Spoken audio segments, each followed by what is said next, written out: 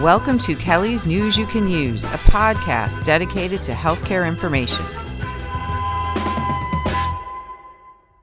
With about 75 other colleagues from the state of Florida, and we had meetings with the different senators and representatives, and we talked to them about the different bills that were up for review and how they would affect positively or negatively our CCRCs. And what we learned is our elected officials don't always understand what a CCRC is. Hello, and welcome to Kellie's News You Can Use, our third podcast. And today we have a special guest, Jen Stevens, our VP of Healthcare. Hi, Jen. Hi. Welcome. Thank you. It's nice to be here. I know, I'm excited. We have a lot to talk about today, so we're going to jump right in. So, Jen, we were talking before the podcast a little bit about kind of who reports to you, what are you over, so that residents can kind of understand that kind of, tree of employees Sure. and departments. Sure. So I oversee all the healthcare here at John Knox Village. So I oversee Woodlands and Seaside Cove, which is our skilled nursing and long-term care, assisted living, which is Gardens West, home health, and wellness. So the administrators for each one of those areas report to me directly. In Woodlands, the director of nursing, Jennifer Mooney, we're happy to have her in her new position. She reports to me. The actual Shabazim, the CNAs, they report to the guides, who then report to me. And the guides are really supervisors for each of the homes in Woodlands and Seaside Cove. Who are the three guides? So Jennifer Etienne, Menelik Belay, and Rochelle Larray. So the three of them are my supervisors, and they really are my eyes and ears on the floors in each of the homes, and they handle everything from operations to supplies to concerns, family member questions. They're really there every day and very involved. Oh, very, very involved. Yes. Now today, interesting enough, I met your new assistant DON. Did you want to share with the residents her name and Sure. When she started? Sure. Her name is Shanna Lloyd, and she started actually yesterday, but today's really her first day on the floor. She comes to us with over 25 years of experience in skilled nursing and long-term care. She's very, very focused on policies and procedures. She's an expert on survey process and helping the staff to be ready and comfortable during surveys. So we're really excited to have her join the team. Yeah, I was really nice to meet her today and Yes. welcome her to the team. And her name isn't Jennifer. No, finally. So as we talk a little bit about the Woodlands, residents out there, whether they're new or they've been here for 10, 15 years, and they haven't been into the Woodlands, would you recommend that they set up a tour and learn more about it before a crisis situation? Absolutely. I think that's crucial. Everyone should, when they have time, come for a tour of Woodlands, Seaside Cove, and Gardens West and really see what we have to offer.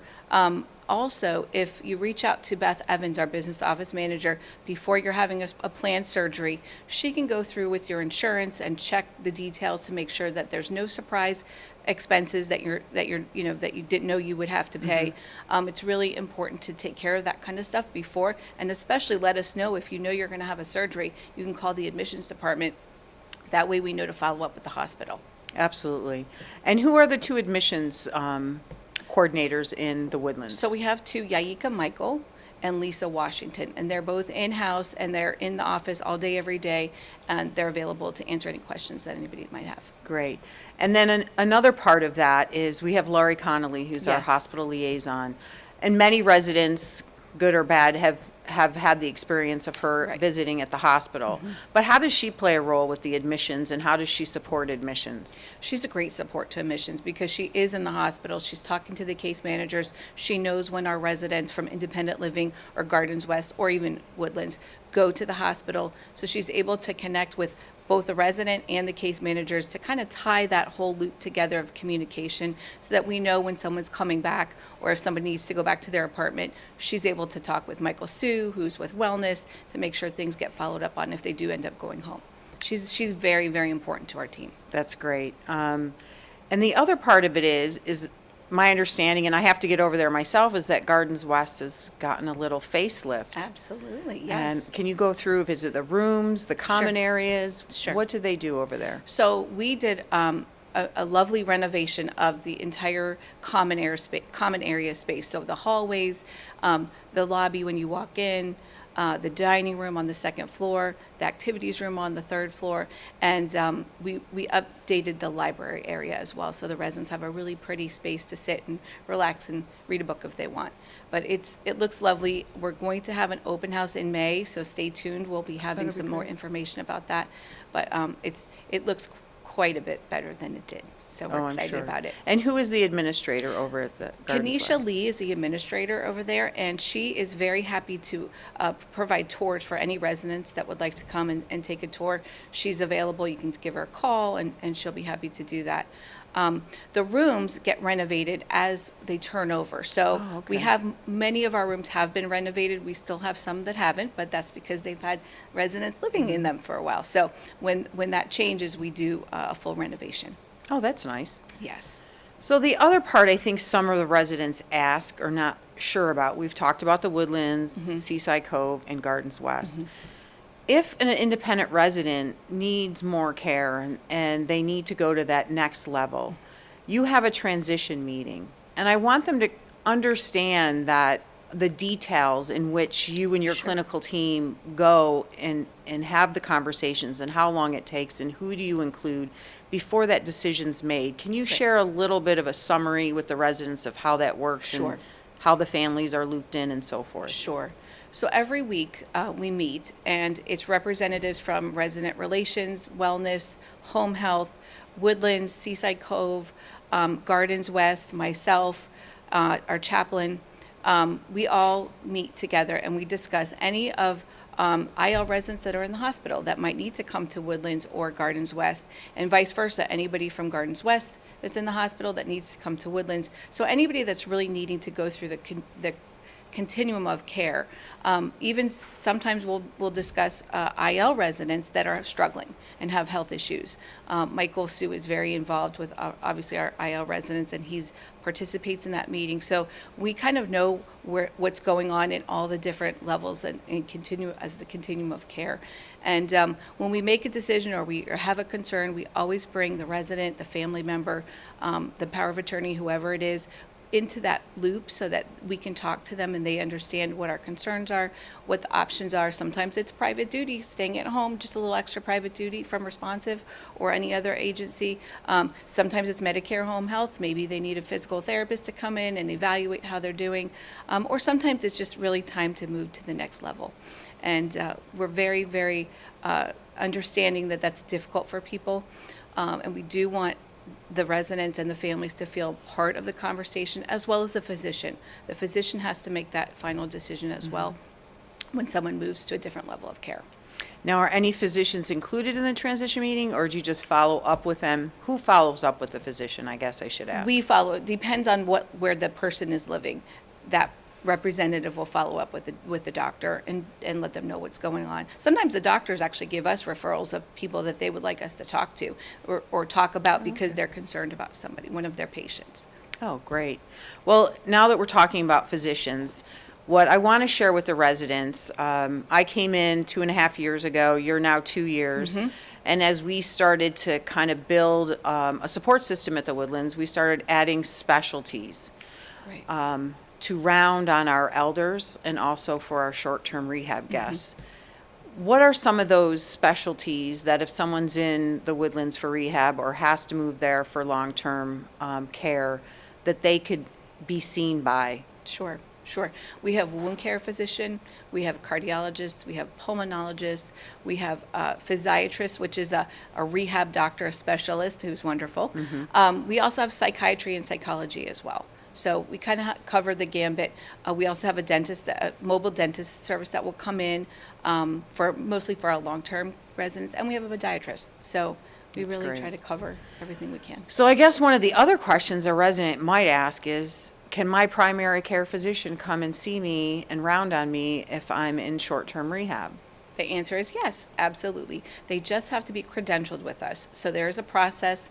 My administrative assistant, Carolyn, most people know her, she handles that process, and she has a packet that she would give to the doctor, and then the doctor would be able to come in round once they're credentialed. Yeah. If they choose not to, who are the physicians that are credentialed as primary care to follow our residents or our rehab guests? So we have Dr. Koch, Dr. Crescitelli, Dr. Parikh, Dr. Walker, Dr. Dawson, and a couple others, but really those are the majority. The of other ones only round on their own patients. Correct. So Right. it's a great opportunity for residents to learn because they may not have even known that their Right. doctor was credentialed there. So Right. that's great. Right. And I think it's exciting time as we start to grow and grow with our.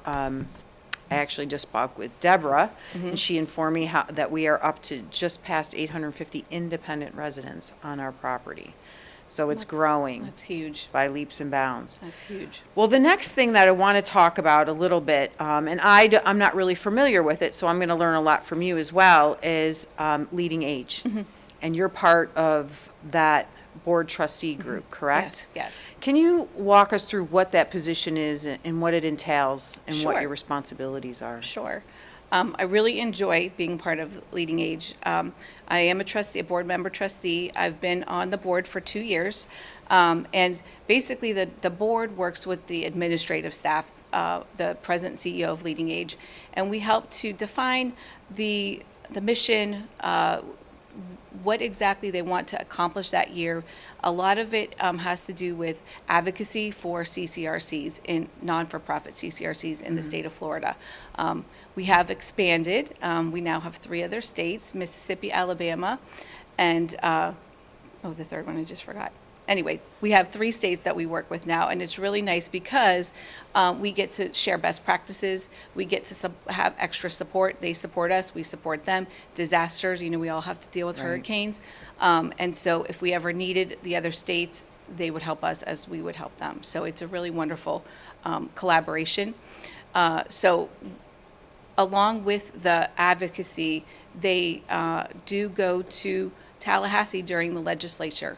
And I just actually did that a couple weeks ago, with about 75 other colleagues from the state of Florida. And we had meetings with the different senators and representatives, and we talked to them about the different bills that were up for review and how they would affect positively or negatively our CCRCs. And what we learned is our elected officials don't always understand what a CCRC is and how important it is to look at the CCRC and how things affect our residents, because that is really what happens with different pieces of legislature. So there was a few bills that we felt were maybe not worded exactly in the best way.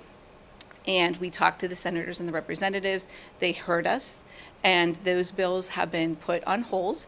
And they will go back to committee next session, but we will have more input in how, in collaboration in how they're worded. So we'll work with FLICRA, Leading Age, and then the actual senators, and try to get the wording so that it's in the best interest of the CCRC and our residents. That's really what we want to do. We want to collaborate so we have the best outcomes for our residents. That's our goal. Oh, that's great. And how often do you go? So I have board meetings every quarter, and they're usually in Orlando or Tallahassee.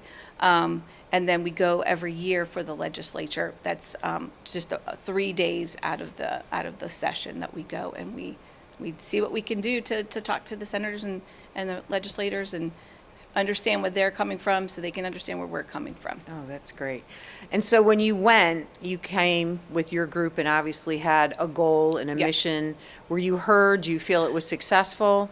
Absolutely. I felt that the senators that we spoke with were very receptive and very open, and actually were very transparent in that they didn't understand some of these bills and they didn't understand how the CCRC works. So it was a really good opportunity. It was only a few minutes, but we got to sit and give them our information, and I think it did pay off.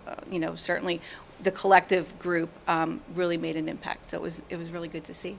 Oh, that's great. Yeah. Well, Yeah. I thank you so much. I can't believe we're at our time, but I hope the residents, you've learned something today. If you have more questions, where is your office? I know you're all over, you're like me, but where is your main office? And if a resident needs to see you, do they call Carolyn? How is it best to reach you? Sure. My office is in the Woodlands building on the first floor. We have administrative offices. I'm right across from the concierge desk.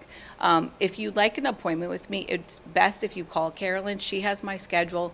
I'm not in the office, at my desk very often, so I do like to have scheduled appointments so that I can actually be present for them. Right. So, yeah, that's probably the best thing to do is to call Carolyn. So just call the Carolyn. Woodlands, Uh-huh. ask for Carolyn. Carolyn Oberlander, she's my administrative assistant. She'd Okay. be happy to help. Well, great.